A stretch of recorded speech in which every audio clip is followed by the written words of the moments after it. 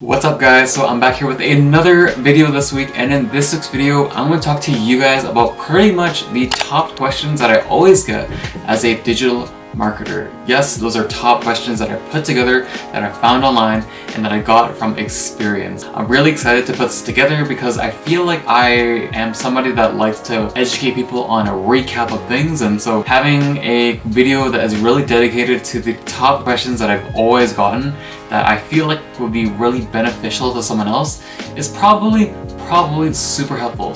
And if you just want to learn some quick tips around digital marketing, some questions, some answers, really that kind of quick stuff, then be sure to keep on watching. Okay, so I just want to say that I have the questions actually on my computer screen right over here, so I'm gonna probably look there, so just keep in mind that I'm not like out of focus or anything. I'm just trying to, read the questions. Okay, so question number one we have, how do I keep my content organized? What I'm gonna say is typically, especially for me when I first started this whole YouTube channel, is to really focus on maybe a few tools. Asana, I've used Basecamp before. I've also used Hootsuite as an organization tool as well. Question number two, how do I know what to write about? Oh man, this is a good question. How do you know what to write about? For me, I use this tool called Answer the Public, I remember a couple of times, which is really cool because if you don't know what it is, it's pretty much a content generation tool which helps you put in maybe like one keyword and they will flush out basically any related or kind of cool ideas that you have for that one keyword. How do you measure the effectiveness of your content marketing? As you guys probably know, and if you guys see my other videos, I always use ACID, which it stands for awareness, consideration, interest, and decision. But I've also used different funnels as well, which you might have seen in a different video called the 3 R's, which stands for reach, reaction, and resonance. How does YouTube fit into digital marketing? Do I need a YouTube channel? And I think this question is pretty subjective. I wouldn't say that every business needs a YouTube channel, and I don't think every digital marketer needs a YouTube channel. A big part of your kind of strategy is video marketing, and to have YouTube be like a library of some sort to store your content. But not only that, YouTube can be a great opportunity for you to get more clients and more reach organically so that you don't need to do any work, but also have it be kind of like a course library for your content. How long does SEO take? And ideally for this kind of question, I probably say anywhere from a couple of weeks to maybe even a couple of months.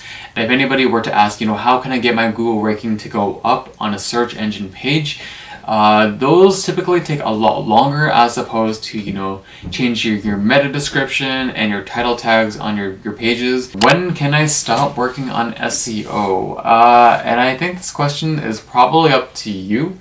So if you have a website and you don't really know exactly what to update and you feel like you are in a good spot, you can stop. I mean, if you feel like you have a good kind of like awareness and you're getting good organic traffic from Google or maybe Bing or whatever search engine you're using, definitely up to you. If you feel like you're not getting enough awareness or you're not attracting the right people, then obviously SEO is always going to be your work in progress. How does video impact SEO? This is a good question. I'm going to say that it does impact SEO. Only because when you are searching up anything organically on the search engine, whether it be Google or Bing, you're probably gonna get some video recommendations. And you can see some video recommendations basically based on keywords, and these keywords are primarily from the video itself. Depending on what kind of thing you upload your video on, it can be YouTube, Vimeo, any of these two or even beyond. Pretty much your SEO on these keywords on these videos, so in your description, your links, your title, your hashtags that you put on these videos, they will come up on Google's end on the search engine page.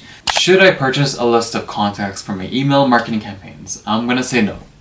And the reason why is because Google itself and other search engines as well, there is a really good way for them to figure out who's doing that. For anyone to try and do this, it's also not very sustainable because you can't really trust a list of email contacts basically based on a website provider that provides these lists. How can I drive digital traffic to my site immediately? Well, that's why you have cost per click and display ads. Pretty much with any kind of paid advertising, you're getting clicks based on money that you put in. So the more money that you put in, obviously you're going to get higher clicks, higher impressions, you're going to get more results in that sense. So you're going to be getting the return pretty well, but whether or not that return fits with your business and whether or not you're attracting the right people to your business, that's a different story. What is lead generation? Lead generation is the whole process in which you get a prospect who do not know who you are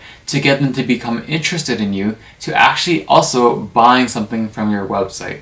So it's a fully integrated process, but I'm going to say it's probably more so focused in the first part. So getting people who don't know about your product to get them to be interested in your product, for them to do also another action on your product as well. So the last question we have here is, what is the single most shareable form of content on the web? I think the best kind of content that's out there really is anything that's downloadable, or any kind of like infographic or PDF that really kind of helps somebody instantly. And what I mean by this is, if in the sense that people, are searching on Google, social media calendar template, or, budgeting Excel template, basically anything like that, or an infographic on maybe like the best times to post on social media, like those things do very, very well.